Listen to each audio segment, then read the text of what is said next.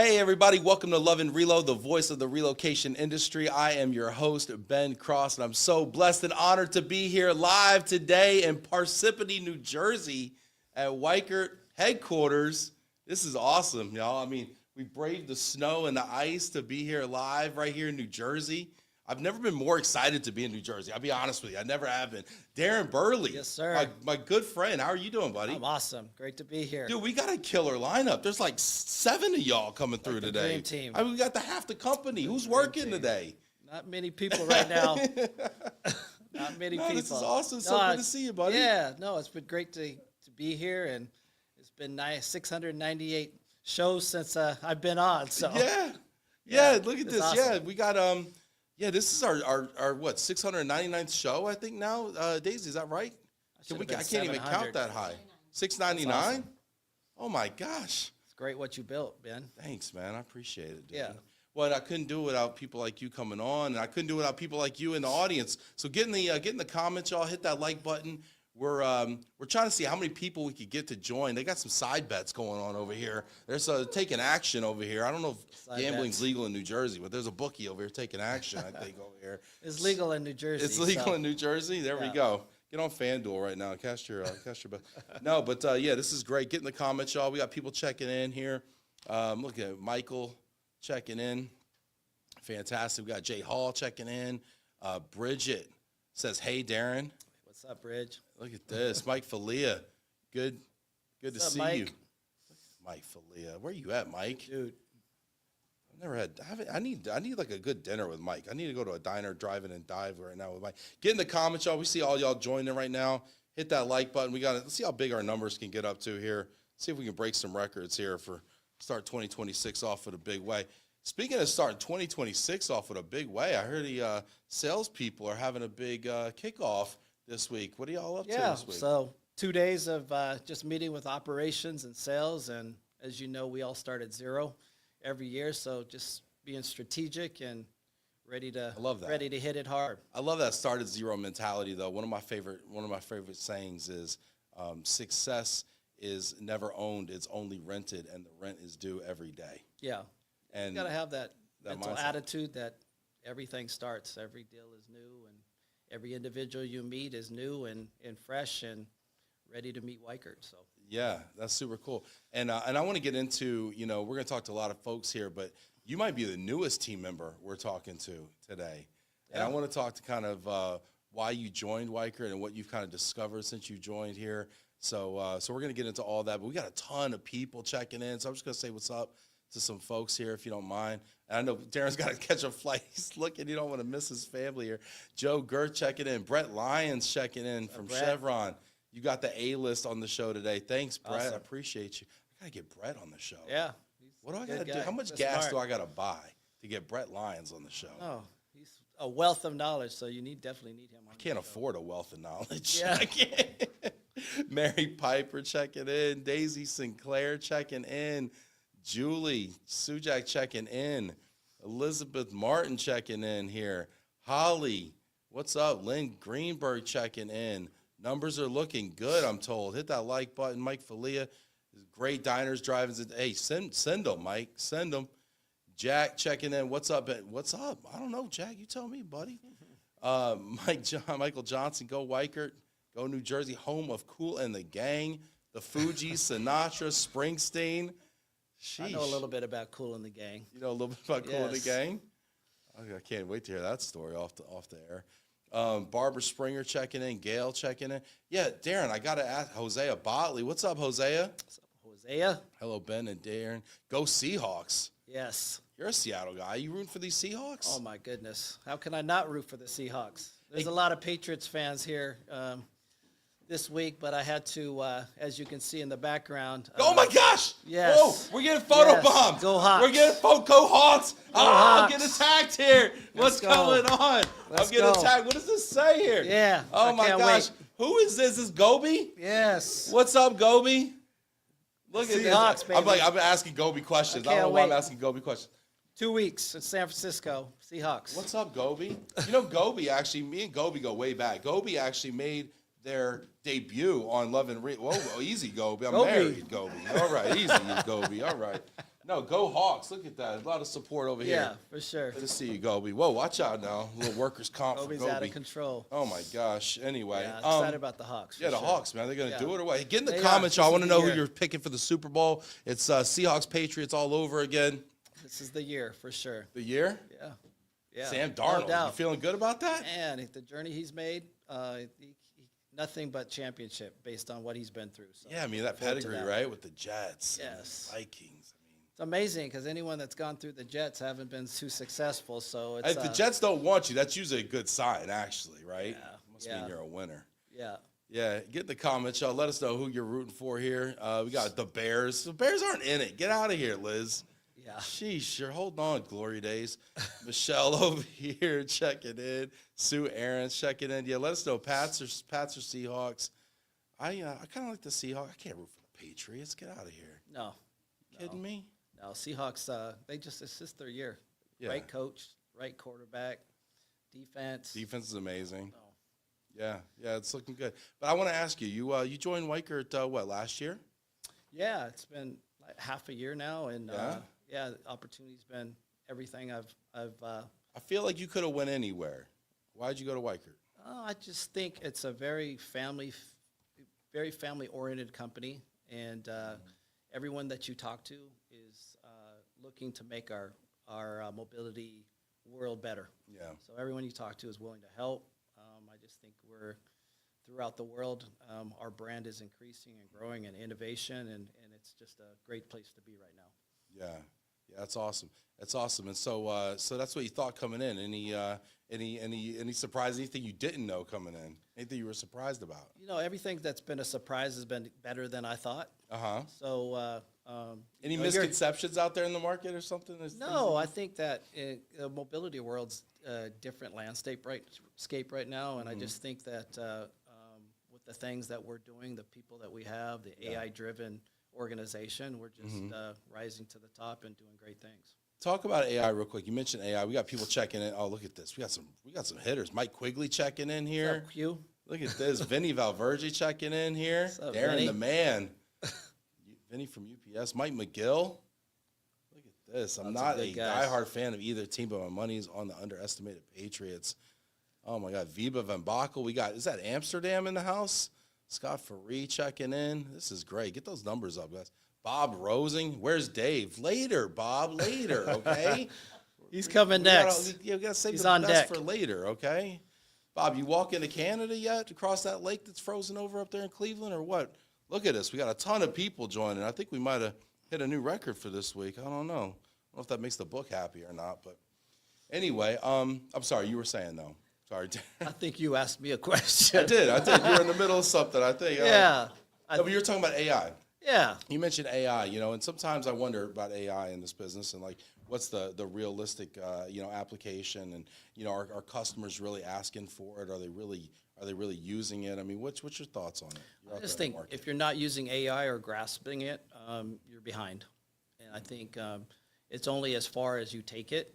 I mean, I think you just have to utilize it to learn, gain knowledge, research, and I think at Weichert we really grasp onto it with our technology, and everyone in the organization is really utilizing it for their jobs and whatever they're doing on a daily basis. So Yeah. it's been awesome. Yeah. I'm really curious about the application here for AI. We're going to we got Sean Sweeney coming up here a little bit. We got Dave Bensavengo. Speaking of which, I think Dave's on deck here, and you got a flight to catch. Yeah, I do. I Got a do. flight to- I told you I wouldn't keep you long. We got Mark Bennett coming up. We got Jen Connell coming up. We got Will Vogt. We got Sue Aarons. We heard from Gobi. I think we heard footsteps from Gobi. Go Hawks. Oh man, look at this. This is great. I'm going to let you go catch a flight because I know you got a family to get back to. I know you've been in Jersey all sure. week. It's good to see you, buddy. Yeah, thanks for having me. Love the community, the mobility world, and thanks for having me on your show. Thanks, man. I appreciate you being here, dude. We got to do more of it. Take care, buddy. Get right. home safe. And we got Dave Bensavengo coming up next here. Oh, my gosh. Can we get a round of applause here for Dave? We got a studio audience here coming in here. Yeah, we got the applause sign flashing over here. This is great. Dave. Bravo. So blessed and honored to have you here, Blessed and Dave. honored. That's your tag. Dave's always giving me a hard time about blessed and honored. That's your tag. Well, I am. Yeah. I'm the luckiest guy, man. Yes, you are. I mean, I get to have pizza with Dave Bensavengo. I mean, you can't beat it, right? I get to be here in beautiful Parsippany, New Jersey right now. Gorgeous, right? You know, it's fantastic, man. This is Snowmageddon. This is Snowmageddon. Yeah, it's really super. Get in the comments, y'all. If you got questions, also, we got Dave for probably about 10 minutes. So, if you got any hard hitting stuff, feel free to put it in the comments. Yeah, we'll see if we can pin him down there a little bit. But Dave, thanks for having us here. Yeah, really of course. nice. Great to have you here. Welcome. Yeah, we're starting off for 2026. Looks like you got the team all together here. It looks like I could smell strategy in the air. It is right now. What's one word that you would use to kind of describe how you're feeling about 2026? Yeah, optimism. We're actually really excited about this year. Every year you start out with the same premise of building your business plan, and you look at the things that you're still in motion on. Maybe you're going to complete some things, but then new initiatives are really what always excite the organization, and the tools that we've been working on and some of the things that have been high priorities, seeing those come to fruition and knowing that you'll capitalize on that. You'll be able to share those with clients and with your customers and colleagues. That always makes the launch a positive time. So we had our sales organization here this week doing a lot of thought, leadership, and focus around how to take that message to the market, how to bring some of the hard work and effort that we have materialized into practical reality. So yeah, there's a good feeling about that. I think we see a little more RTO this year. Last year, we sensed Well, return to office. some promo. Yeah, we saw some. That's got to be good for the business, right? It's yeah. I think sometimes we talked about this a lot years ago that somewhere in the middle of all of our working remotely, we did come to the realization that we do better when people are actually in offices as an industry. So having checked off those couple of things, I think we're in a better place now with more return to office occurring. Yeah. So yeah, it's been good. Yeah, I'm hopeful this year is big for return to office. I mean, we kind of heard last January, it felt like, Amazon's coming back to the office, Walmart's coming back to the office, and I was really hoping that last year we were going to see a big surge in it, and that maybe those were going to be some like kind of major domino employers that would kind of trigger also some middle and kind of smaller ones to kind of follow suit. I don't know that we really saw that like huge rush back that we probably were all hoping for a little bit. Yeah. What maybe makes this year a little different, you think?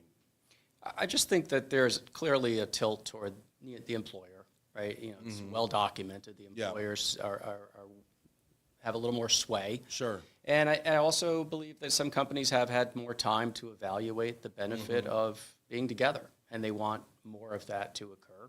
And we're starting to see it even in the formation of group moves activity that's starting to happen, where companies are aligning back toward different headquarters locations, and that will just continue to perpetuate more activity. So in no way do I think hybrid is going to drift away, or that we're going to go back to 2019. That's not going to happen. But what will happen is more logical RTO, and companies are going to do that for a bunch of reasons.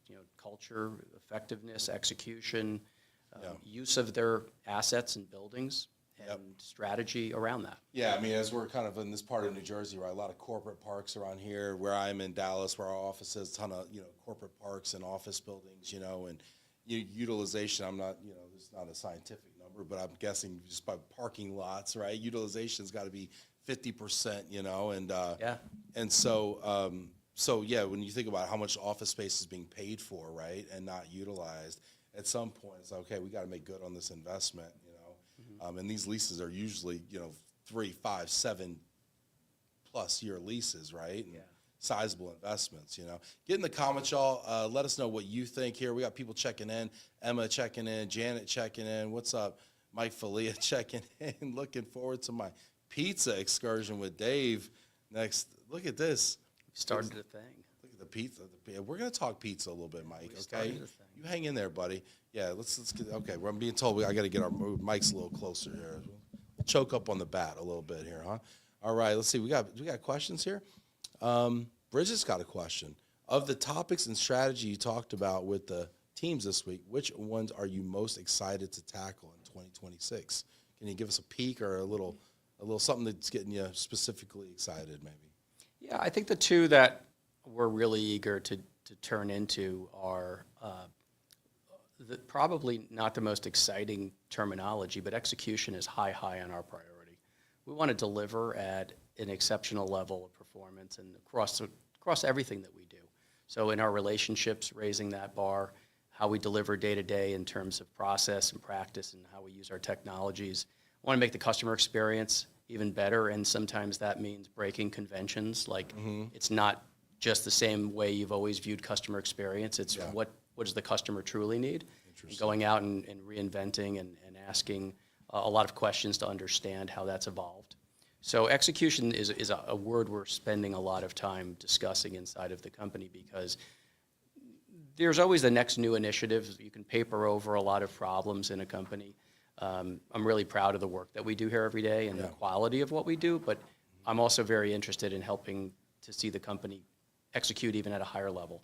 So we're talking inside of each project, inside of each initiative, how we debrief what we learn about how to execute more effectively. And so I think that's actually a differentiator, even though it doesn't always take the news cycle as the top line. Right. It's really what makes things work and makes them work well. You know, I feel like operational excellence, it used to be kind of the hallmark of our industry, you know, but I feel like we've kind of gotten away from it and as an industry and chasing this kind of new, cool, faddish kind of technology and all this, you know, stuff that the sizzle, you know, we've gotten away from the steak a little bit. Yeah. And I think companies that are just all about cooking the best steak are going to win. That's I really do. Because, you know, it might smell great, but at the end of the day, we got to eat it, you know? Yeah.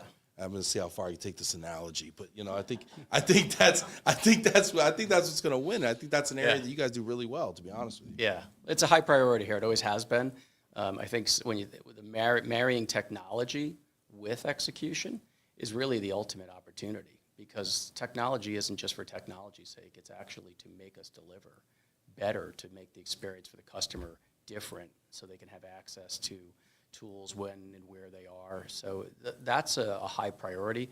We've got all kinds of really cool stuff. Sean will talk about some things. We've got some really great technology releases. We've got new innovations. We're leveraging AI in a very positive and effective way that I think it raises the bar in the experience overall. But delivering on it is a really major theme through everything we're doing. Well, it's expensive and it takes time. Yeah. You know, and I remember, you know, I mean, correct me if I'm wrong, but I mean, y'all made that investment of time and money in new platforms and kind of infrastructure, a couple of years ago, right? It was actually, we started it right before the pandemic. We delivered it in 22. Wow. And we've been refining it and advancing it since. Was that timing kind of fortuitous looking back on it? Yeah, it was a real gift for us in the sense that we started it before everything fell apart in the world. And to our owner's credit, he sort of looked at it this way: you know, you're halfway across the channel in your swim. You can either stop, or we'll just keep funding it so you can finish it. And fortunately, we were able to do that and put ourselves in a really good position so that when the market did start to recover, our priorities, our focus, and our technology was already ready for that. Yeah, because I'm hearing some of these large enterprise clients are requiring a lot of technical capabilities, cybersecurity capabilities. I mean, stuff that you can't just stand up overnight, like, oh, we got a bid, we have to comply with this, we're just going to throw this together and meet the requirements. I mean, this stuff is serious stuff. Yeah, you're not going to do it on the Commodore 64 anymore. It is a very serious place. We take data security very seriously. Practices that are, critical, compliance, SOC 2, all of those things are, unfortunately, there are necessities and table stakes today for the environment we operate in. Yeah. Get in the comments, y'all. Hit that like button. We don't have a ton more time with Dave, but let's see if we got it. Man, Jillian saying, hey, from Dallas, you guys should have done this episode from New Haven. All right. Yeah, that's fair. Okay. Do we have an episode of There's a case for Pepe's that. in our... There's a case could be made. Little Pepe's Pizza in our Maybe we feature? do a little one-bite review. You think they'd let us do an episode live from Pepe's over there? It's a free country. You could do it on the sidewalk. I feel like you got good on the sidewalk. That's true. It's been done before, right? Yeah. Not in this weather, though. It might be a summer show. I don't know what the Wi-Fi is like on the sidewalk out front of Pepe's, but we'll find out for you, Joe. Post it up. Dave's got people. We'll work on that. Let's see, William Taylor, always great to hear from Dave Bensavango, smartest man in Relo. WT, very kind. Wow. Sheesh, Will. Wow, it's a big statement. I know, really. Michael Johnson, Weichert's amazing culture extends across the globe to clients and partners that eat strategy for breakfast. The teams are phenomenal. Oh my gosh. This guy's out here moving and shaking. He's quoting the legends there. He wants some moves out here. He's gonna send this guy an initiation, for goodness sake. Get off my feed. Anyway, Phil Leonard. Phil's got a question. How has your sales approach changed or differed based on the current landscape with all the traditional revenue streams being more challenging? Great question. Yeah, it's a really good question. I thought you were going to get out of here without a hard question. Oh, yeah. No, we're in it. I think there's a couple things. Being consultative is critical from our perspective. You know, it sounds sounds cliche, but you really have to ask a lot of questions. We need to understand what our prospects and clients need each day, because that's evolving. So we're very interested in raising our consultative capability to do that, and how our teams engage in that process, both in our client relations and sales arena. The pricing dynamics of this industry are complicated. They've continued, we talked about home sale recently, right? Yep. So a lot of our business has been predicated on different models from the past that don't really reflect the realities of today. Some of that's on change in the industry overall. Some of that's on providers and RMCs as we've evolved slowly, perhaps to sometimes be able to reflect those realities. And it's really leveraging those partnerships, and as we talk through pricing and we talk through opportunities, so we can reach a place where we have good, sustainable, and valuable partnerships, because those always serve our clients best, and they create strength and longevity for the industry. And I expect this industry, to be around for a long time. There are people who, think that the pterodactyls are coming for us, that we're going to go the way of the dinosaur. I don't believe that. I think this business matters, it adds value, and it will always be here. But it's evolving and it's changing. And our business practices and our pricing strategies and the real transparent conversations that we have are important. So I've, as we've talked, and in particular even this week, as we've talked about how we engage the marketplace, being transparent and being open and available to have real conversations is valuable. And I think our clients and our prospects appreciate that. Well, it's so funny because we're in this time right now where this business is kind of more important than ever in so many ways, but at the same time, it's harder to make a buck in it and stay afloat than ever too. Yeah. And usually those things aren't like that. Usually when things are more important and critical, there's margin there. There's money there. There's this healthy, sustainable business there. So it's going to be interesting to see the way the business adapts. We've got a couple other questions here before I let you go. Karen says, Dave, are you using API technology to work with your suppliers? Are we seeing more from this side? You know what, Karen? I'm gonna save this question for Sean. Okay, I'm gonna let Dave off the hook here. Okay, Karen, this is a great question. I'm gonna save it for Sean. See, Dave, I'm good. I'm good to you, Dave. Okay, that was an easy one too. Yeah, I know. But okay, give it to Sean. Fine. I'm saving it because William's got a softball for you. He said, Dave, I know I promised you a softball, but I'm gonna go a different direction. We will see. Will we see a new service and delivery model emerge in the coming years? Have we been trying to fit a square peg into a outdated round hole? Kind of a riff on the similar question before, but I mean, kind of taking a step further, are we going to see new service and delivery models, and maybe kind of what might those look like? Yeah. Pontificate on the art of the possible? To the man with the best hair in all of mobility, yes. What do you say to that, William? He's stalling? No, just passing back another compliment. I think that, look, I don't know of very many industries that survive that don't evolve. Mm-hmm. So mobility is not unique, and I don't see a scenario where our outcomes don't change in the way that we end up in a place where the business looks a little bit different. It already has evolved.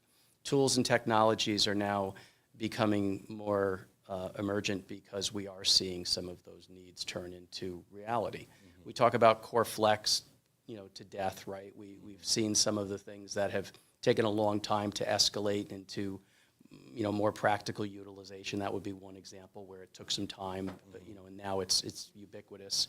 And the same, I think, will be true of a lot of the ways people use technology. But the customer experience is always dictated by the customer. So we can keep rolling out ideas. The effectiveness comes back to how well we listen and what we design around the customer.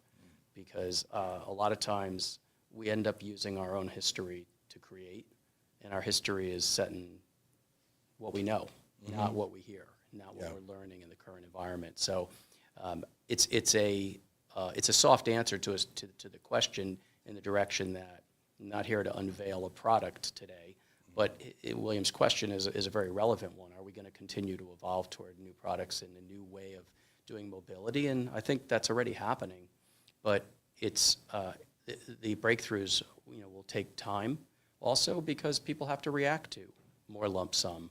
They have to react to more core flex. They have to react to managed cap. All of these programs, some of which have been out for a bit and some that haven't really taken as much traction or less home sale or alternatives, right?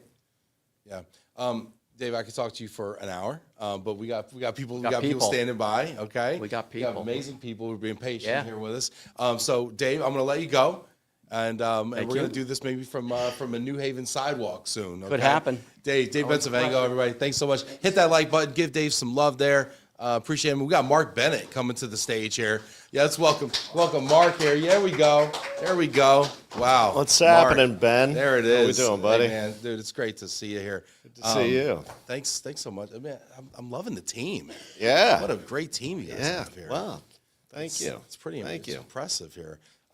We got questions coming in too. Already? Yeah. Pizza? We got steak, some sizzle, leftover sauce? questions from Dave that we're gonna ask you here. All right. Gonna hit you with here. I'll do my best. Yeah. No. This is. Oh, here we go. Oh, man. Oh no. Jeez. Gobi changed Gobi. sides. Look Gobi, at what does it. this sign say, Gobi? Oh. Look, it says "Go Pats." Did she show up before with Go Seahawks? Yeah, it said "Go Hawks" before. Oh, wow. Well, I'm not a Pats fan. I'm not sure why. I I'm don't getting know. the I don't love on this one. Look at this. I mean, a shout out to any clients we have that are Pats fans, of course. But let's see. Okay, let's get that sign in the frame Right. here. Let's see. There we go. Go Pats. There we go. I love it. For all you Patriots fans out there. There we go. Yeah. See, look at it. We're representing everybody here. Absolutely. Yeah. There we go, Gobi. Thanks, Gobi, well done. Appreciate you.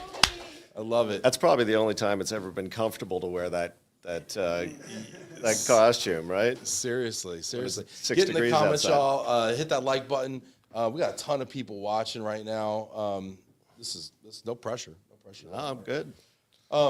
We got some questions though. Can I throw some questions? Yeah, let's go for it. I know. Usually we kind of just mess around on this show, but man, Yeah, these people are I mean, serious I today. feel like there were had their softballs out there. coffee. You guys were talking food. I come in and I'm getting were. questions. Yeah, Holly's got a question here. Okay. Hey, Holly from Deal. What's up, Holly? Holly says, what's the biggest gap that Weichert is looking to close or make significant strides on with regards to clients' continually evolving needs or expectations and your current service offering? Oh, well, thanks for the softball, Holly. It's a toothy question. Yeah, I would What say gaps are you that closing here? I think right? that this is an ongoing thing, right? This is not just a single gap that exists. I think it's kind of the journey that you think that you're on all the time. You're recognizing that your clients' needs are changing.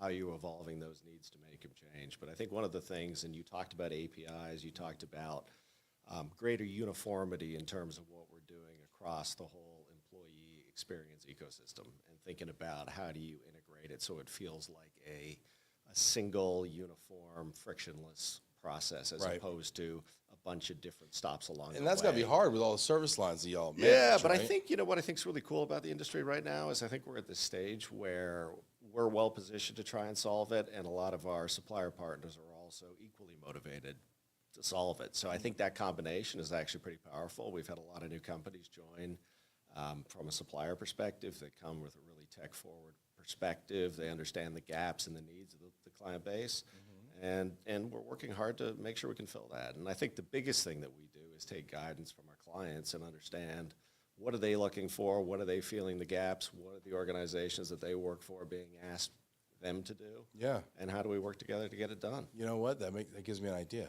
why don't we turn the question around on Holly? Yeah. Say, Holly, what gaps are you looking to close? Okay. I have a feeling I know. Ask not what Weichert can do for you, but what gaps do you have for Exactly. Weichert? Okay. Yeah. Now get in the comments there, Holly. Let us know, and maybe we got something for you here. We got people cheering for you. That's odd. Lynn Greenberg says, Mark. We got a lot of letters that go on like, hey yo, Mark. That's Holly's a fan. It's a little early in the day for those. Yeah, well, it's 5 o'clock somewhere. Robert Galucci says Mark's a game changer. All right. Wow. Thanks, Robert. Gabe, Mark is the man. Gabe Brown. All right. All right. Hey, Gabe. Long time, pal. Decision making. Mike Falia looking good, Mark. All right. Must be in 720p right now. Emma says go Pats. All right. Hey, we got a Pats fan in there. Look at this. This is great. Lisa saying, hey, Mark, looking good in the cold. It is that. All right, Holly. Mobility Team Unite. Very cool. All right. Yeah, look, and we got another question. Good. Let's do it.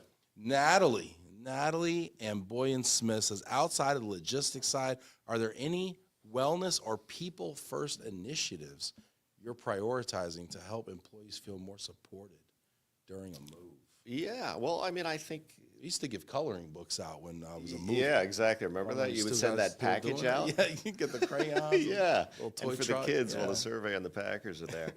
But I think there's a lot of great stuff that's happening in wellness. And back at Lynn Greenberg, what she's doing at Pivot, I mean, is a great story about how she's really working and feeding off of her own experience to drive value back into organizations so that they don't go through the same thing that she did.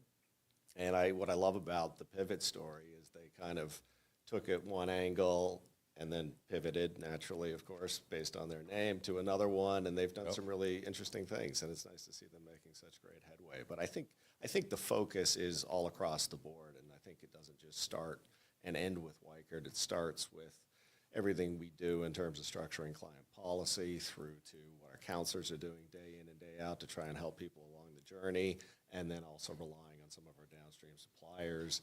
And then everyone along the chain, right? If you think about movers, they need to think about the wellness side of it. How do we simplify this, make it easy? DSPs, cultural trainers, all of the different things, real estate networks. I think there's an emphasis on really thinking about how do we do that? How do we make sure we're taking advantage of all the things that we need to do to deliver a great experience that's easy for people to navigate the world? Yeah, and I know Dave, was talking about optimism, and you're a hope springs eternal kind of guy, right? Absolutely. Try to be. And we hear about wellness and everything, but are companies willing to pay for wellness in this process, I think they're warming up to the concept Okay. of, and I think what's happened is people have to be creative about the way they can deliver wellness and make sure that there's tangible benefit to what it actually means. I think talking about wellness without connecting it to why should an organization spend money on it is not going to work. But talking about wellness in the context of how does it drive a better experience, more success, all of those different things, and here are the tools. And I think, some of the companies have brought that combination down because they feel like, hey, this is a really critical area for us. We need to be important. And it doesn't have to break budgets. It just has to be more thoughtful in the way that people go about it. So I think that there's a willingness and an interest in the majority of clients that we talk to. They want to make sure their wellness, whatever that policy is, they want to make sure that there's elements of that employees whose interests are at best. Okay, all right. That would be my takeaway from it. Normally we do an overrated, underrated segment on this show, but because of the format today, it's a little hard to do one big one at the end. Yeah. So I'm just going to give you one question, one overrated, underrated question, okay? Yeah. So you know what? I'm going to ask Sharina, our producer, just to pick one at random. Pick one of our overrated, underrated questions, and we're gonna ask Mark Bennett, overrated or underrated? Like it. Dunkin' Donuts, Mark. Overrated or underrated? It's hard for a guy who lives in New Jersey to say, but I believe it's overrated. You are correct. You are ding, ding, ding. You are correct. Ding, ding, ding. Yeah. Wow. Yeah. I'm taking down the Jen's entire gonna Northeast let the air here. out of your tires in the parking lot. Right Yeah, now. exactly. It's great. Well, Can you be my bodyguard tonight, Yeah, Ben? we're gonna actually, that's a good segue actually. We got Jen Connell coming up next actually. That's Mark, that's our time here. All right, Thanks I so like it. much, Mark. Thanks, Appreciate pal. you, man. Appreciate Take it. care. Jen, get on over here. Appreciate you. There we go. Look at that. We got it. Yeah, give Mark a hand there. All right. All right. Let's go. All right. Get in the comments, y'all. Let us know. Let us know how you feel about Dunkin'. You know, I asked Mark that question, Jen. I asked him. I said, overrated, underrated Dunkin' Donuts. And I heard an audible gasp from the audience. I turned between that and the around, Pats, and you were I'm Boston. literally, are those pearls? You were clutching them. I mean, you were like, I cannot this believe is- the blasphemy. Yeah, that's. So tell him, half his team report is tell in him, Boston. is he wrong about Dunkin' Donuts? It's completely wrong. He's off base, Yeah. isn't he? Yeah, he doesn't know. It's okay. It's What's okay. your Dunkin' Well, he's order? from Canada. He's a Tim Hortons Oh, guy, he's a right? Timmy Ho Ho's. Yeah. What are you doing Yeah. over there, huh? What or Wawa? Are you a Wawa guy? What are you doing? No, just anti Dunkin', huh? Pete's. All right, with two E's. We'll save that for What's another your day. What's your Dunkin' order? What do you? It's a dark roast. Dark roast. Okay. Yeah. Regular. Regular, not no, like iced coffee. Regular. Regular. Regular. Regular? Okay. Park in the car. All right. Very cool. Jen, tell us real quick. So tell us what you do here at Weichert. So I lead our advisory services team. So we're the team that supports our clients in all things policies, programs, best practices. If they want to make any changes, developing new programs, and we also lead all of our research. True or false, they call you the brains of the operation. Is that what, that's the rumor. Depends That's on what who I'm you hearing. ask. I don't know. That's what I'm hearing. Yeah, that's what I'm hearing. Or at least the most well-researched in the room, at least, right? What types of advisory projects are clients asking for these days? Give me like a sample. Oh, it's great. So the questions are more interesting than they've ever been. Okay. Because I always say that mobility professionals are the most uniquely positioned within their companies because they're the ones who touch every other part of their companies. So they're being more cross-functional than ever, but they're working with leaner and leaner budgets and resources than ever. So they need more data, they need more insight, they need more consultative advice, just all the things that Dave was talking about and Mark. And they need that from their RMCs and counselors and their advisors. So we got a couple corporate folks. Get in Yeah. the comments here, y'all. By the way, hit that like button. We're seeing some mixed reviews on the Dunkin' issue, which I hear you. I feel for you. Yeah. we absolutely love the controversy here. I do like Starbucks too. So Yeah, I'm more of a Starbucks or Dunkin'. Which one? it depends on where I am in the country. To be honest, I'm coffee straight all the time. Yeah. Yeah. So you're just like closest coffee shop. Yeah. You're just a pragmatist. Okay. I am. So if we have some corporate folks watching here, and if they were to say, gosh, I've been considering, thinking I need to do some more, research around, my program, or I need to kind of maybe engage in some advisory type services. What's one area that you would recommend they start with? So a lot of times clients will ask for benchmarking, right? And I would say we ask a lot of questions. Say, what are you trying to get at? What is the intent? Yeah, The first thing we'll do is what are you really asking for? Yeah, what are you really asking for? So before you look at data, get to the why first. Yes. So what we'll try to do is we'll combine the data, but we'll try to get at what are you trying to solve for? So are you trying to look at a certain particular employee population, a particular area of your policy, and who are the people that you're working with? Who are your true stakeholders? What's the noise that you're trying to quiet? Okay. And usually you find some really interesting problems. Is that where a lot of your projects start, like from the noise? You kind of follow the noise? Sometimes. Sometimes it's coming from leadership. Sometimes it's coming from one area of the company. Yeah. But everybody's trying to keep costs down, and that's pervasive. Everybody's trying to do that. That's evergreen kind of a problem. But mobility professionals, they're always trying to bring in the right talent all the time, the most critical talent, but they also have the foresight to look at the long-range problem too. They always have to keep an eye on what's happening 5 years from now, not just tomorrow, because they can solve the problem for tomorrow, but what's going to happen 5 years from now, they're going to have to deal with that too. And they're really smart people. Like, they know what's going to be happening. That's why having that technology to be able to, have the insight to be able to make decisions now that are going to impact them later is very important.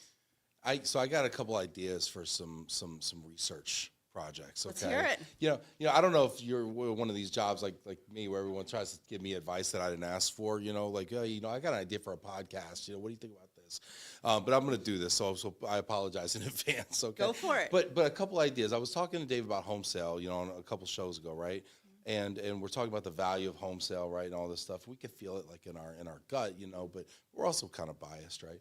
But I was like, it would be neat to see someone do a research project around the tenure of employees who receive a home sale benefit, home sale, home purchase. Because we like to tell the story, oh, they're more loyal. Well, it's like, are they? Like, I'd like to see that.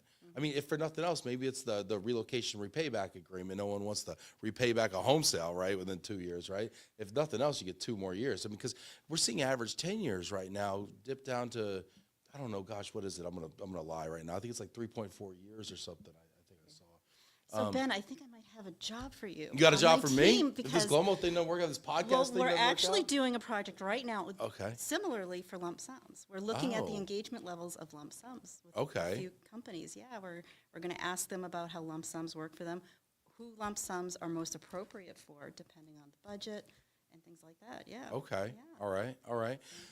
And Okay, I got another one. I'd love to see that for home sale too. Yeah. I got another. So what do we got? We got to find a client that wants to pay for this. Is that the deal? No. Get in the comments. We if just you're a want client, somebody you who wanna wants to pay for this. participate. But we need like a lot of people though, right? How much? What's a statistically valid So sample? here's the thing. We do lots of we actually have a number of surveys open right now. We just conducted one on Australia, and that the report's been drafted, and we're going to release the findings very soon.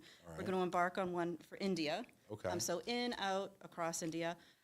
We conducted a massive survey last year, and we've already released part 1 of the results. The results are so robust that we're actually releasing it in 2 volumes. It's called Designing Mobility for Success, and it digs into the structure of teams, the right size of teams, and how they're integrating technology moving forward to allow them to define success and what is the right makeup of technology and mobility moving forward. We're going to be able to use that to help companies identify the right way to conduct their programs in-house and outsource as well. And we had 100 people that participated in that survey. Okay. So for companies, for people who think that there's a lot of survey fatigue out there, I always say if it's the right topic, people will participate. How do you get people to participate without the survey fatigue or without discounting how do you get people to participate in this thing? It's picking the right topics. So we do all of our surveys ourselves. Very rarely will we outsource anything like that. So it's really being judicious about what we pick for a survey topic. Okay. So I always say if it's the right topic, people will participate. And we have a great marketing team that helps us to promote these surveys as well. And we do everything on a global scale. Okay. We got people checking in here in the comments here. Love it. Yes, people are still talking about the Duncan thing. Hit that like button. Get in the comments here. We got a ton of hot people topic. watching. Ashley Hunter says, taking notes. Ben is developing our KPIs and success measures this year and love the idea. Can't wait to work with Jen and her team on the policy soon. Very cool. I can't wait. Look at this. Very cool. And we got some comments. Big shout out to the team. We have Laura Levinson, Gina Grover, and Sue Pino, who is our data analyst and research analyst. They do it all. We're a lean team. Yeah. I got a question here from Diane Ayers. Hey, Diane. How you doing? Diane has a lot of really nice things to say. I'm going to skip those, unfortunately. Those are all really nice things. I mean, for the sake Ben. of time, how many times can I read compliments? Okay, is this what we're doing? Fine. All right, here it goes. Going back to the segment with Dave, I agree with Dave that with William Taylor, that Dave is among the brightest leaders in relocation. You really wanted me to read that. He also has a terrific team behind him with Mark, Vicky, and Sean, and Stuart, and others. Top notch. My question is, are you hearing a common theme in mobility this year? Is it cost savings, immigration, talent acquisition? Is there a main focus emerging? I would say there are a number of themes emerging or already out there. Cost savings, like I said before, it's evergreen. That's always a topic. Isn't that crazy though? Like you see stock price, stock valuations going record numbers. You see corporate profits, you know, 100. I mean, I think Amazon made $100 billion last year, and they still laid off 16,000 people and looking to cut benefits. Like, when is cost cutting not going to be a topic? Right, it's never not going to be Call a me topic. grumpy, but I mean, it's like, how when they are do we- it. When is it enough? Yeah, and it's just how to be more efficient. But what we're seeing in mobility is how they're doing things differently. Like that's why I've been in this business for 25 years. Yeah. It's just always being more. Always becoming more interesting in how they're utilizing benefits differently.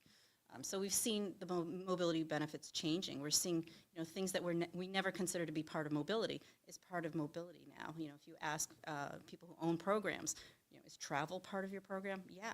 5 years ago, no. They didn't that's want pretty it. cool. They didn't want it to be part of the program. But it's so interesting because it changes the lens on how we look at immigration, right? Yep. Yeah, that is pretty cool. The purview, the remit is definitely expanding. Yeah, that is pretty cool. Chuck Langley says Jen and her team are a dream to work with. Hi, Chuck.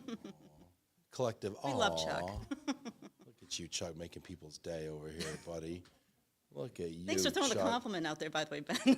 Yeah, tuning in from New Zealand. We got New Zealand in the house right now. Go to bed. Jill checking in.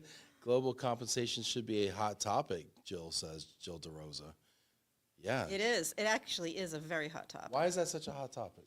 Because everybody needs it. They don't realize it's a challenge and a problem for them until it becomes a problem. Is it parity? What is the problem with I global would say, compensation? geez, if you ask anybody in a room, you'll get a different answer. But I think and Jill would be a great person to ask this question. But I think a lot of it is the budgeting. The budgeting process is a big challenge for people. Yeah. In estimating. Yeah, and the taxes. All right, I got one more. I know Daisy's looking at me like I got to move it on here, okay? But we got because we got a lot of folks here. We still got to get to Sean Sweeney. We got Will Vogt. We got Sue Aarons. I got one more idea for a study, okay? All right, one more. Right, we're talking about return Well, you RTO, return it to office. before. I'm auditioning for a new job here. Sorry, Yeah. Daisy. I'm leaving. I'm going places here. Okay. You're on the team. But so we're talking about return to office, but I'm curious because I think we suspect that return to office rates are different based on industry, right? Like manufacturing versus tech. Are they also different by state, by geography? Does the RTO and is it 50% in California? Is it 10% in Louisiana? What states is work from home? I'm sorry, RTO. I'm using these inversely. But in what states is work from home? Bigger versus smaller. What industries is it more predominant versus not? Because when we talk to our relocation friends out here, I see us gravitating towards certain industries where you have to be physically present to do the job. Right? We talk about manufacturing, pharma, maybe agriculture. I mean, different things. Right? Yeah. I mean, I think we're very comfortable speaking to which industries because obviously the ones that have to be in an office or in a manufacturing facility have to be on site. So, as far as geography, I think the ones that are, in the cities are definitely they're gravitating more towards being in the office, but there's limited office space because a lot of them downsize as a way to save on costs. So I think we're going to have to see how that unfolds moving forward. I got a question for you. Phil says, Jen, with the focus on the customer experience, how has the change in KPIs changed over the past 10 to 15 years in regards to SLAs? You know what? I want to save that one for my colleague, Sue Oh, Aarons. when I think she's that's out. brilliant. Absolutely brilliant. I We're see her gonna get shaking her back in to the Phil bathroom. here. She's Look at way y'all. closer to that one. Fantastic segue. Wait, she's giving me a thumbs up. I think that's a thumb, right? Great. I think it's a thumb. It's a finger of some sort. Anyway, Jen, it's been wonderful having you here. So Thanks great. so much. Thanks for coming by. Can't wait to it's see always you. a special day when you come to visit. Thank you. I can't wait so. to see you. Hopefully at I hope maybe to see you at Pepe's. Yeah, You're yeah. a Pepe's fan. I am too. Yeah, and maybe at FEM. I want the FEM pizza episode. Yeah. So, all right. Pizza. Good. Thank Good you. to see you. Take care. Thanks so much. All right. Let's give her a hand here. All right. All right. We got Sean coming in here. How you doing, Sean Sweeney? What's up? Oh my gosh. Good to see you. Yeah, we got some talkers, huh? We do. I know. Sheesh. I'm What, just we kidding. got to extend the show another Yeah, hour, don't we? That's it. That's it. I mean, technology. Now, before we get started, Start charging so in a I'm minute. going to put my vote in for Duncan 1. You're a Dunkin'. I'm a Duncan guy. Wawa actually 2, Wawa 2. and then Starbucks 3rd.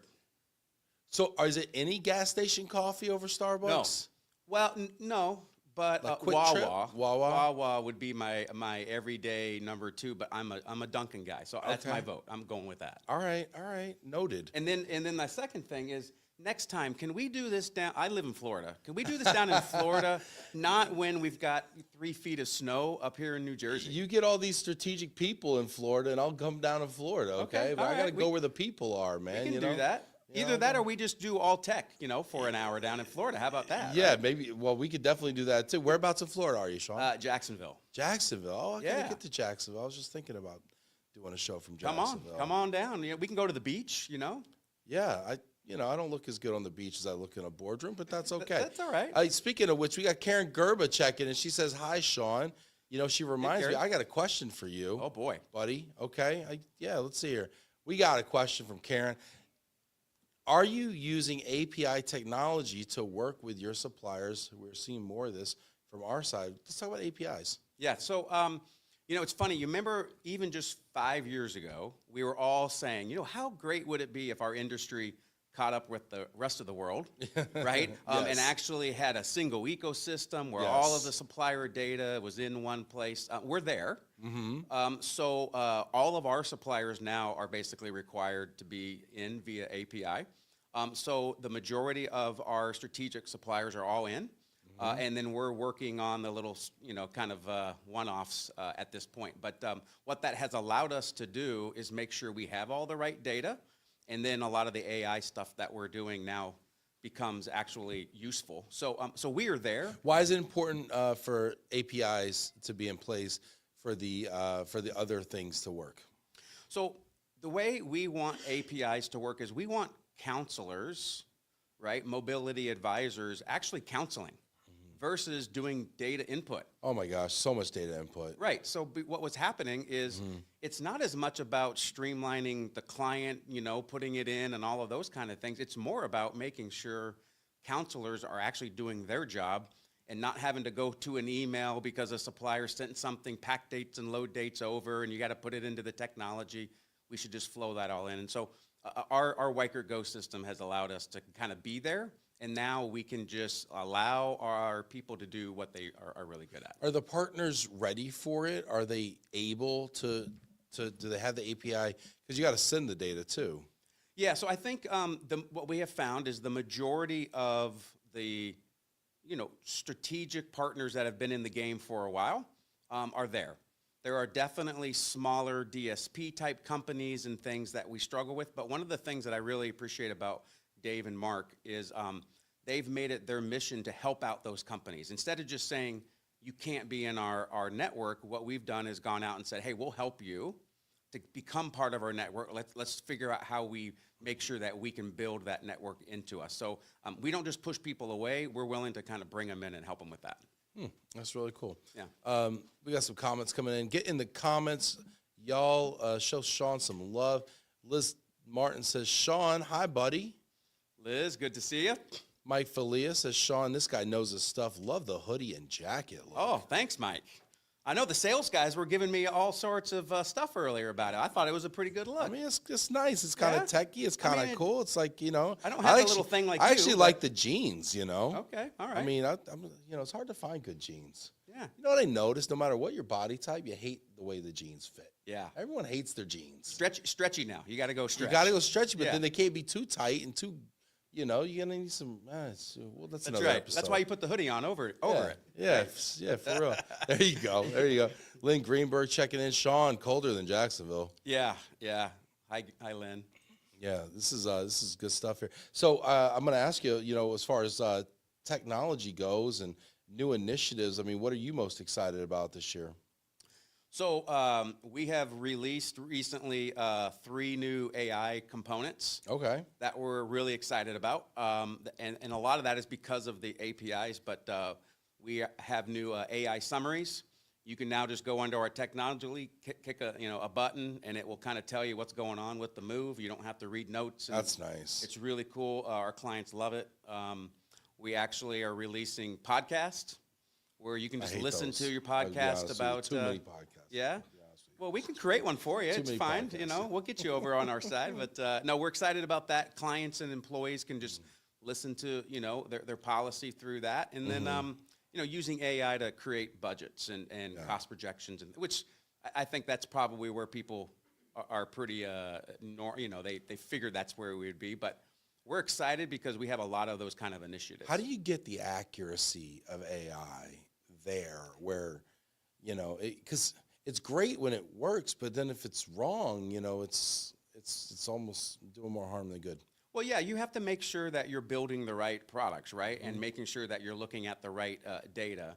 And I think our team does a fabulous job of building within our Salesforce platform so that we're making sure that as long as you're using the right data to produce that, then that's the key. And I think you have to get the data right on the front end. Again, that's where a lot of those APIs that we have built help us to make sure that the data we're pulling from is actually accurate. How long does it take to like train these AI solutions? I heard you got to like kind of work with them a little while, and they're like babies, and then they kind of, you got to grow them a little bit, keep feeding them data. Yeah. Bad AI, bad AI. And then you got to, you know, teach them, you know? Well, so one of the I think really cool things we do here is, so we have a tech board. So we have a bunch of different clients that are a part of this tech board. Oh, cool. And all of them get these AI products first, and there are kind of pilot test cases. Okay. So what happens is we send it out, they go through it, they run summaries, they say, hey, that doesn't look good, we don't like the way that works, so they listen to a podcast, I don't like the language or the tone, and we refine, and so it takes months to get there, but when you get there, then you've got a really good finished product, and then the clients like it because they're a part of that conversation. They're not just being told, hey, here you go. They're a part of how we're developing these things, and so I think our tech board has really helped us to get there faster. Yeah, I like that idea. I mean, I think it's so important to involve clients in the development of these solutions. Otherwise, you end up building stuff nobody wants, right? Well, right, that's the key, right? You have to have these test cases, which is, if they're bought in, then they'll use it. Because it's funny, you brought that up. Sometimes people build things, to your point, and they never get used. Yep. So then you've just wasted all those resources. And so there's so many AI components that we could do. So you have to make sure that you're getting to the right ones that make sense. Love it, love it. Chuck says, Sean helping us transform and raise the bar in and day out. Oh, Love Chuck. Yeah. Man, Chuck's a big I like it. big Yeah, supporter, he's huh? yeah, I like it. Jeez, man. Chuck, put your Venmo in there. Sean will hook you Yeah, up I'm going there. to have to send him some money. Either that, I'm going to have to buy him some pizza, I guess, now, Yeah. right? We're going pizza again. Yeah, hey, yeah, we're gonna give you an overrated, underrated since you got so many Okay. opinions on coffee here. Overrated, underrated. Throw it in there. Sharina, give me one here. All right, here we go. Nobody's listening, right? All right, here we go. New Haven Pizza. I've never had New Haven pizza. That's the Overrated, thing. underrated. Listen, you know what? Ignorance of the law is no excuse, Sean. Okay. You gotta take a stand on this one, okay? Well, overrated, or underrated. I'm going to have to go then overrated. Overrated. Yeah. Ha-ha. Wow. Yeah. All right. I just got a bad look from Sue. Yeah, So that's- I may have to leave fast. Yeah, that's yeah. Yeah. You may have to get me out of here fast. Dave never watches this Yeah, deep yeah, in it's the okay. show here. Yeah, Yeah, that's yeah. right. Yeah, no, it's a niche. It's a niche thing. Well, but see, I've never had it. Yeah, they cut it. You know what? They cut it. They burn it a little bit, which I kind of don't mind actually. And then they cut it. It's round, but they cut it square, because I don't know why. Why would you do that? Bad geometry. I don't know. Yeah. I don't know. How do you get the crust if you get the middle? You get either all crust or you get all middle. Okay, yeah, it makes no sense to me. But you know that is kind of nice, because if you know some people don't like the crust at all. True. So you get like a middle cool piece and you don't have to worry about it. Now, I'm from Florida, so I probably don't understand what good pizza is. But, I mean, I don't understand the whole square thing. Yeah. Are you from Florida originally? I actually grew up in Seattle. And long nobody's ways. from Florida originally. Yeah, I mean, no, Yeah, no. I like Florida. You've so, adopted it. Yeah, I've adopted it. Yeah, I so lived that's in good. Florida like 6 years. I got married in Florida. Oh, good for you. Yeah. It was all right. And then you left. Yeah, and then I left. I kept the wife though. Okay, that's good. Jillian says underrated. Jillian's a CT gal. All right. Yeah. Okay. Joe, what's the point of the square cut, Joe? Yeah. What's that? I You know, guess. sometimes they just go at it and they don't even cut it like in any shape. They just No. kind of like zip it around a Right. little bit and just take pieces or something. Square cut. Square cut's down. Will saying square Okay, cut well- is no bueno. Okay. Look at this. Jillian Guzza, agree. I drove an hour just to try it all. Beats. Yeah, all right.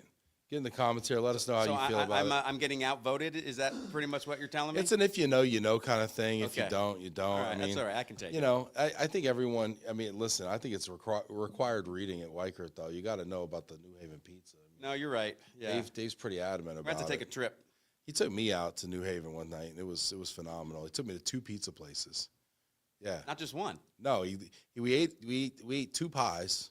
He looks at me. He says, "You look like the kind of guy that could go to another pizzeria right now." You know what? And I said, "Dave, I've never been more offended and more seen at the same time." I don't believe that one bit. And we I don't went know what down you're the talking street about. to Sally's, and we knocked out another 2 pies. Yeah. It was great. It was the time of my life. It was phenomenal. This is great. This is fantastic, Sean. I could talk to you forever, but we got a couple more people. You're waiting welcome over down here. in Florida, my friend, anytime. Thank you. I appreciate that. Thank you so much, Sean All right, see Sweeney. you guys. Appreciate you very much. All right, let's go. We got the next one up. We'll vote. Yeah, give him a hand, huh? Give him a hand. Look at this. Going strong here. What's up, man? Will. How we doing? We're doing great. We're doing great. Good. There's your mic over Nice to there. see you. Nice Good to to see see you you. too, man. All right. I met you a long time ago. Been a while. It's been a long time. Two companies ago for me. But you're really nice then. Let's see how you are today. I'm still nice. All right, Will, what do you do here at Weichert? I do household goods. You Nice. know, we pick things Near and up. dear to we my heart. Put things down. It's a serious business Used furniture. with very serious people. We're the guys that you hate to love, you know, but you have to. You have know? to, right? Yeah, it's a What are you great going to bunch. sleep on, right? It's a great bunch of people. I gotta tell you all about it. Household goods people are the best, Oh, you they're know, fun. movers. They are fun. Howdy to all my household goods friends out there. Get in the comments. Let me know, what is your favorite part of relocation? Like get in the comments. I want to know, what do you think is the most important cog in this whole wheel? Is it household goods? Is it temp housing?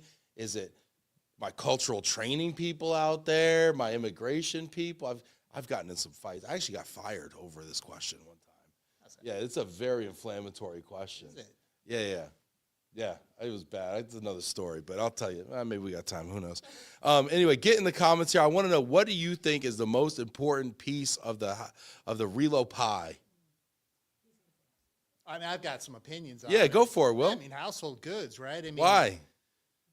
that is a very personal business. Yes. When you're going into someone's home, Yes. right? And it could be very emotional, right? You know, Yes. people don't always want to move, even when they do want to move. Yes. It's like you're bringing in a bunch of strangers Yes. to go through every single item in their home. Everything. And, you know, it's important to have the right people walking in on this, you know, and that's why, you know, I have the greatest respect for our moving partners, Yep. for the drivers out there, for the labor that's out there. It's a hard job. You know, it's a hard Yeah. job to begin with, picking this stuff up, heavy job, long hours away from your family. Yeah. But then you're walking into a potential, you know, ticking time bomb. Yeah. Right? Of So- emotion, and you're there for like 2 days. Yeah, I You mean, don't get in and get out. It's not like, oh, just sign some papers and we're out of here. Somebody was talking about, you know, mental health and therapy and moving, and these guys, they do that. A lot of these guys are so amazing. They got the ability to, you know, talk these people off the ledge many times. So, hey, listen, it's the whole package is important. You go wrong anywhere, you're going to have a big problem. Yep. But the household goods, you're certainly going to hear about it if you go wrong anywhere. So, yeah, I think it's important. Get in the comments, y'all. Let us know what you think. Mike Falia says, Big Will, best in the business. Good to see you on here. Mike, Mike's great. Tom Groman says, hey, Will. Tommy, What's up, Tom from Houston? can you hear me? Let's see here. Michael Johnson, go, Will. Ben said, household goods people are the best. Let's quote him on that forever. Yeah, man, I got the tattoo, buddy. Yeah. Lower back. Valerie McKenzie says, such a fun conversation. It's been too long since I have tuned in. Well done, Ben and Weichert. Hey, Val. Good to see you. Let's see. Michael says, I left household goods years ago. Commercial reloads where it's at. Okay. Interesting. You watched an hour of this, and you tell us that's interesting. Holly says, Will for president. Hey, Dang, president. all right, Holly. Gee, that's a big job, man. It's a lot of couches. Let's see here. Scott says there's no greater trust moment in life than turning all your stuff over to strangers on the promise they will deliver it on time and in good shape. No doubt. No doubt. That is true. Like everything's in the truck, and then it's just like, bye-bye, Yeah. goodbye. Most of it's. I'll most see of it's- you at destination, right? Like I'll see you. Yeah. We'll be there in like 7 to 10 days. It's a great opportunity to purge too. Most people don't realize the garbage that they have in their house until they. Oh move. my It's that one God. time you realize you've been collecting manuals and rocks and God knows what else. Rocks, manuals. 20-year-old manuals for stuff that you don't have anymore. So it's a great opportunity to purge. I had one big move about 8 years ago. It was great.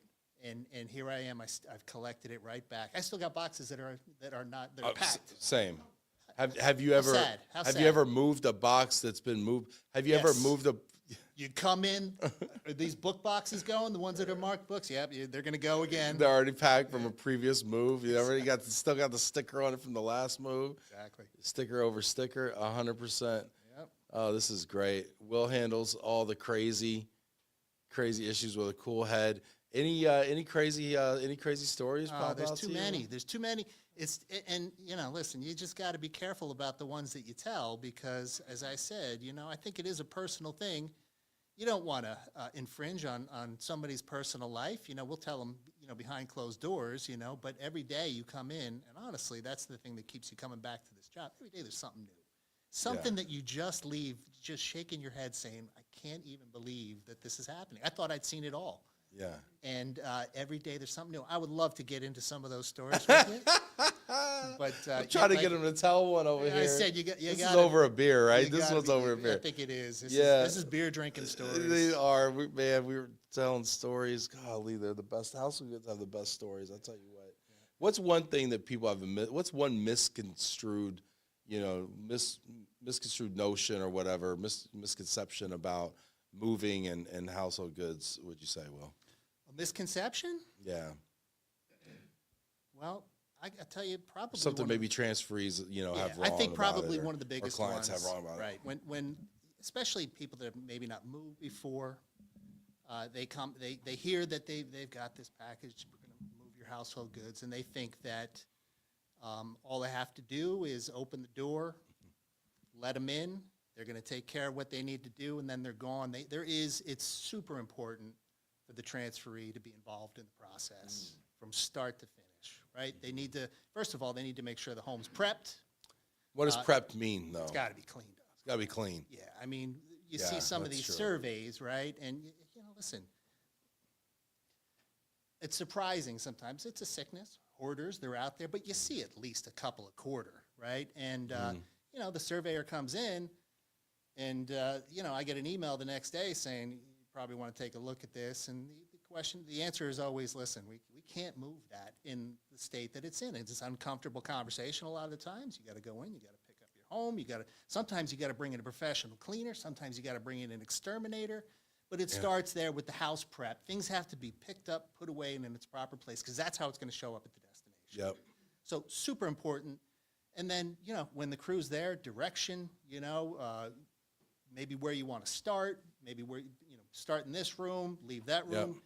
Maybe you got an extra pickup, an extra delivery, these items over here are for that.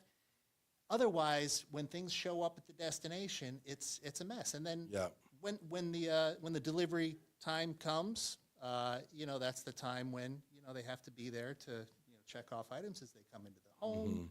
Claims and that sort of thing come into effect. So they really have to be involved in the process. Yeah. I think that's a misconception for a lot of people. They just think that, oh, I got a household goods move. I can just sit on the couch and drink a glass of lemonade, and Yeah. all my stuff's going to levitate out of here. Or and- disappear, Yeah. just go somewhere else. So it's, I think that's probably one of the Yeah. Bridget says you're great partners for discard and donate. That's another great tip. When people have a ton of too much stuff, right? Maybe they need to thin it out a little bit. It's really important. If you can do that, if you could purge before the move, that's the way to go. Not everybody has the opportunity. Sometimes these moves come up with very little notice, so they don't get the opportunity. But if you could purge before the move, that's a great thing to do. Yeah. Bob, let's see, Galucci checking in there. Huge. Yeah, this is great. Bring on the purge. Michelle says, bring on the purge. Yeah. It's great to give people permission to get rid of those 3-year-old boxes and excess stuff tucked away. Yeah, really. This is great here. How are we doing? You know, we used to, when I got this business, I heard about, you know, the driver shortage, you know, being super big and, you know, capacity crunches and things like that. I mean, you know, how are we feeling about this coming peak season, maybe last year's peak season? I mean, how are we feeling? It's interesting. You know, things I think have, in our industry, changed a lot. 2020 pandemic, it really shook up the entire industry. Overall, move sizes are getting smaller. Drivers are not coming into the industry. So help, labor, it's very difficult to find. And so creativity comes into it, right? We talked a lot today. I've heard my colleagues speaking about, you know, some of the things that we're doing to adjust. And, you know, there's containerization programs. There's ways to do more with less. And I think that's a lot of what the household goods industry has focused on. Because, you know, listen, it's not as glamorous a job as it sounds being a household goods mover, right? Being a bed bugger, you listen, a stick man. Kids aren't going to college for it, coming out and saying, hey, I can't wait to, you know, get on that truck, you know, in 90-degree weather and move stuff. So it's all about, like I said, learning how to do more with less. And I think that's sort of the answer. And there's, you know, every day we're thinking of new things, you know, and again, but the industry evolves and changes. We've done, you know, there's a lot more lump sum. There's a lot more, you know, people that are moving themselves. So we lost a chunk of that business. But I think what we do is we try to show where our value add is in the process. And, you know, if we could make people's lives easier by not having to worry about so much, first of all, you know, we work with the best. You know, you've got a vetted, trusted group of people that are going to come into your home and take care of you. And that's, to me, that's gold, right, for most people, versus having to just go out and say, hey, I got to go find my own mover. I don't know what they are. I don't know who they are. I don't know how to check them. I don't know anything about that. We're backing you up on that. So, you know, I think things are constantly changing. There's always going to be some challenge, and we look forward to facing those challenges each day. I mean, Love it. Yeah. I mean, I can talk moving all day. Me too. Well, Me too. Got another hour? Let's do it. Yeah, I can talk moving all day. Well, maybe we will. Maybe we'll do it Sue, again you come on, in the and then future. we'll- We're going to get Sue Aarons in here, though, okay? In the meantime. Well, real pleasure, man. Thanks so much. Appreciate you. All right, we got Sue Aarons bringing up the anchor leg here. All right, the strong finish here. The grand finale is what they call her here in the office. Well, I like to think best for last, but that was Yes, a tough act to 100%. follow. Best for last, Yeah. the cherry on top. Sue Aarons, everybody. Yes, that is a round of applause you're hearing right now. Sue, how you doing? I'm good. Yeah. I'm really great. Things are good. Business is busy. We Yeah. kicked off the new year, coming out of the chute pretty quick. That's awesome. That's Yeah. great. Tell everybody what you do here at Weichert. Yep. So I'm Senior Vice President, Client Relations. My clients, I live and breathe and work with my clients all day long, and I've got a great team supporting me. We are all about the client and their Yep. needs. What, you know, we got a question for you. I'm going to go back and get it here for you. Get in the comments if you got questions for Sue. We're talking about client needs out here. All those needy clients. I'm just kidding. Let's see here. There are no needy clients.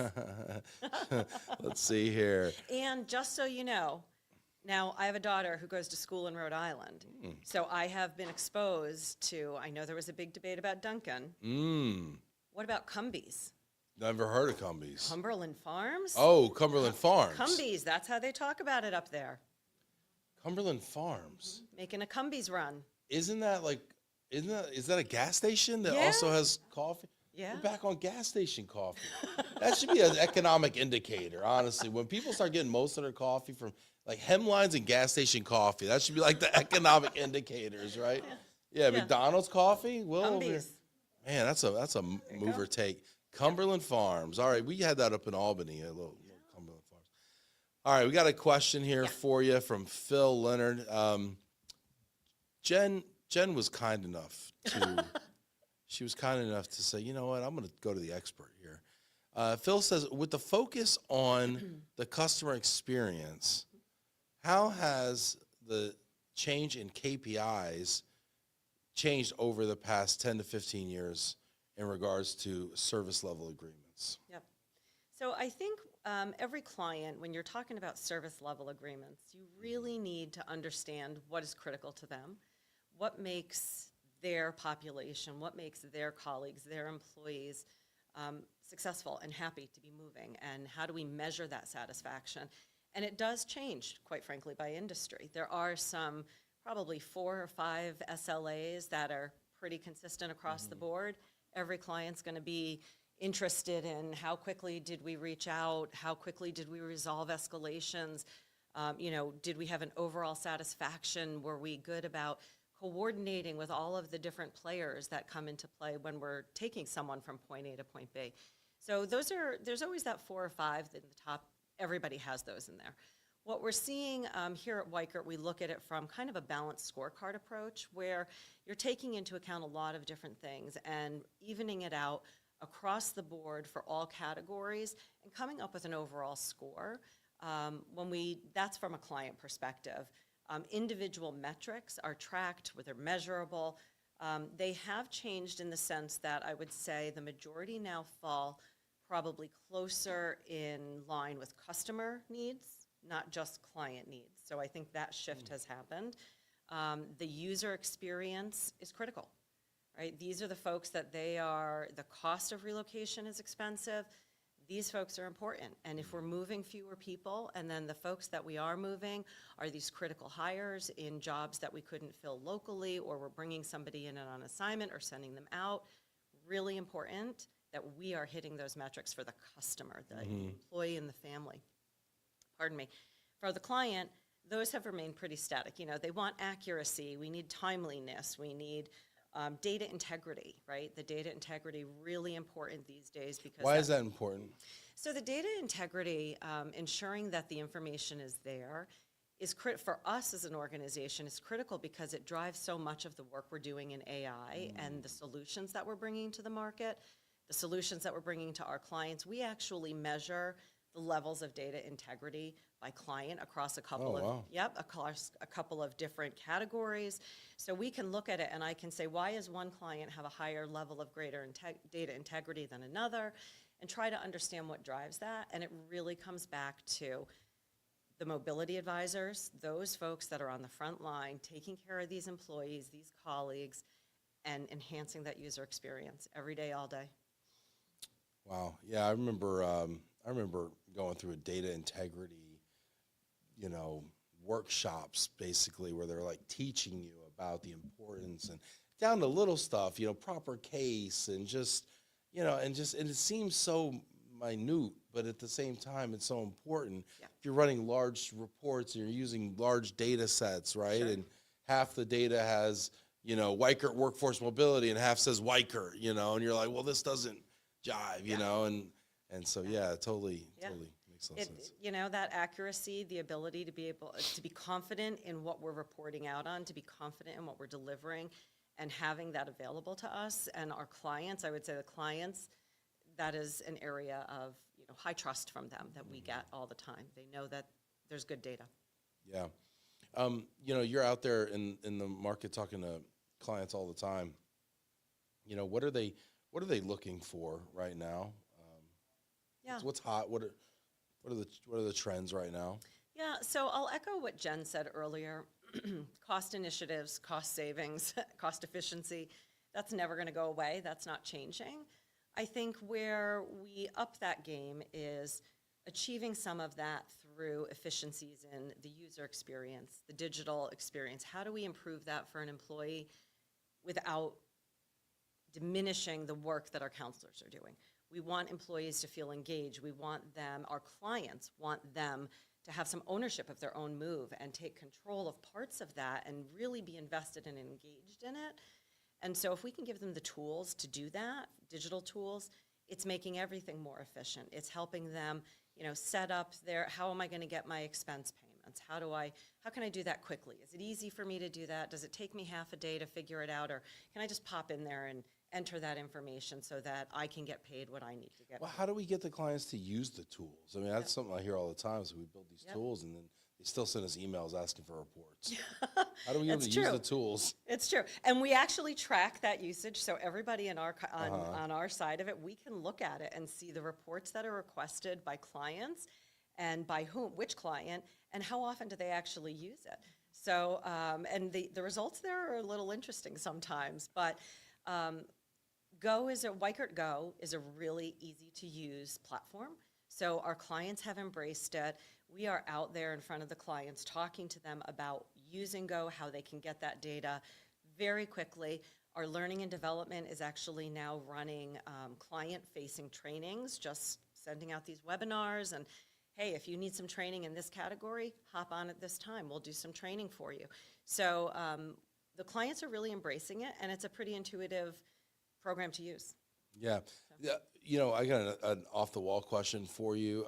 Bob Rosing's concerned about everyone's well-being here. He says, holy cow, Ben, it's time and a half after 5 p.m. Dave is going to bust the January budget. Come on, Bob. You know, he's worried about you people. He said, I'm keeping you too late right now. It's time and a half after 5 p.m. Good to hear you, Bob. And I am getting time and a half, I think. Oh, that's really lovely. That's great. Well, Dave is it's eating in my pizza budget now. Sheesh, Bob. Thanks for the reminder, you know. Oh, Bob, always contributing. I appreciate you there. Emma checking in saying, Susie, a.k.a. my mom, Emma Aarons, what's your favorite part of working at Weichert? Thanks, kiddo. So I would say I've been here now almost 4 years, and I would say, hands down, it's the people I work with. This organization is absolutely outstanding. We are a collaborative bunch. We really like each other. Everybody here, we would all roll up our sleeves and do whatever it took for anybody in the organization. And I know that I can count on that support from my family of Weichert colleagues. It is just a great place to be. We approach everything with humility, with honesty, with integrity, with transparency. And being able to say that to every client and mean it and have everybody across our organization feel the same way, we know that that message is getting heard. And I leave my desk some nights and it looks like a crime scene, but I am really loving it and absolutely love this organization. That's awesome. That's really great. You know, thanks, Emma. Appreciate you tuning in. Hope you like and subscribe to the show for future. Hit that like button. Send Sue some love, a.k.a. Susie, over here. Send her some love. You know what? It is getting late. It's getting dark outside. People got to get home. You know, look at this. I don't know. The But parking it's lot's not clearing snowing. out. It's not snowing. It's The just roads are cold. clear. And Melanie Kloshko over here checking in. What's up? Hit that like button. Get in the comments, y'all. This is great. What is that? Shweta? Shweta. Well said, Sue. 100%. Very cool. You know what? Let's leave it there. This has been phenomenal. Thanks, Ben. Appreciate y'all. Love the hospitality here in New Jersey. Really fantastic. Sue Aarons, thanks so much. I Awesome, Ben. appreciate you. Great to be with you. Thank you. Yeah, thank you. Take care, everybody. We'll see y'all next week.